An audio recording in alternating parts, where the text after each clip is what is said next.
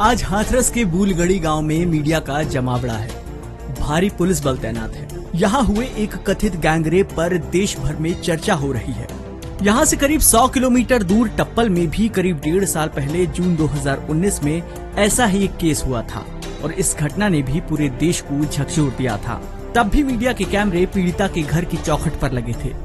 फर्क सिर्फ इतना था कि बूलगढ़ी में एक दलित युवती थी और टप्पल में एक 2.5 साल की मासूम ट्विंकल दरिंदगी का शिकार हुई थी। पिछले साल 30 मई को घर के बाहर खेलते समय 2.5 साल की ट्विंकल गायब हो गई थी। फिर 4 दिन बाद घर के पास ही एक खंडहर मकान में उसकी डेड बॉडी मिली थी। जिस टाइम 2 तारीख को उसकी बॉडी मिली थी, वो इतनी बुरी हालत थी उसकी कि उसकी तरफ देखा भी नहीं जा रहा था। उसके हाथ अलग था, उसकी आंख निकली हुई थी, ऐसा लग रहा था एसिड पड़ा हुआ है।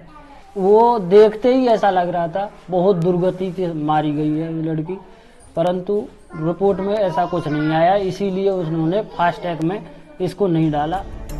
करीब 20,000 की आबादी वाले टप्पल कस्बे में हुई इस घटना के आरोपियों के मुस्लिम होने की वजह से इलाके में सांप्रदायिक तनाव की स्थिति बन गई थी। देश भर में प्रदर्शन हुए, रैलियां निकाली गई, लेकिन कुछ दिन बाद सब शांत हो गए।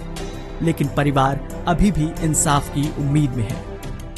उम्मीद तो यही है कि ना फांसी सजा हो। फांसी सजा ना उम्र कैद तो हो सकती है, कुछ तो करें, मतलब कुछ कर ही ना रहे, क्या उम्मीद रख लें इनसे।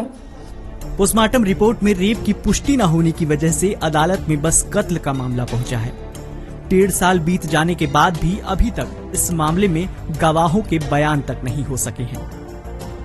गुस्सा आता है, जैसे मैं इस गली में जाती हूँ, इसमें इतना गुस्सा आता है कि ऐसा कि उसे मार जाऊंगी जा करके। ट्विंकल की मां कहती हैं कि इस घटना के बाद भी कुछ नहीं बदला।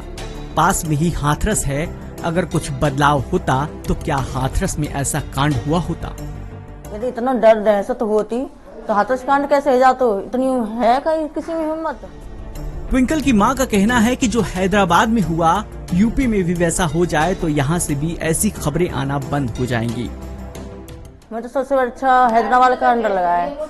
हैदराबाद में एक अंडर से चारों मार दिए। ये कांड दोबारा हो नहीं सकता है हैदराबाद में, और यहाँ यूपी में देखो कितना हो रहा है ये सब। अब फिर तुम्हारी बस की नाट भी जनता के बीच में छोड़ दियो ना, और जनता इतनी आक्रोश है उनके बीच में छोड़ दो तो अपने आप संभाल ले सब। ट्विंकल के पिता कहते हैं कि पहले हमें मुकदमे को हाई कोर्ट और फास्ट ट्रैक कोर्ट में भेजने का आश्वासन दिया गया।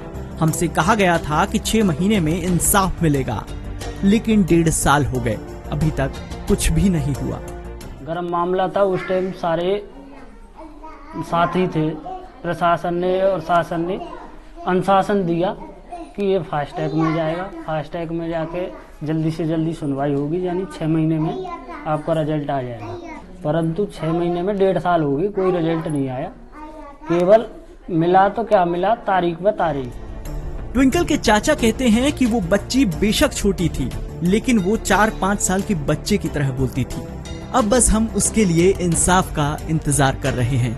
मैंने भी ये सोच लिया था कि मैं अपनी भतीजी के लिए दिल दिमाग से उसके लिए पूरी जितनी पढ़ाई को होगी मैं खुद करवाऊंगा। आज मुझे सब सारी याद आती है कि उस बच्ची ने जिसको सोचा था वो सोच खत्म हो चुकी।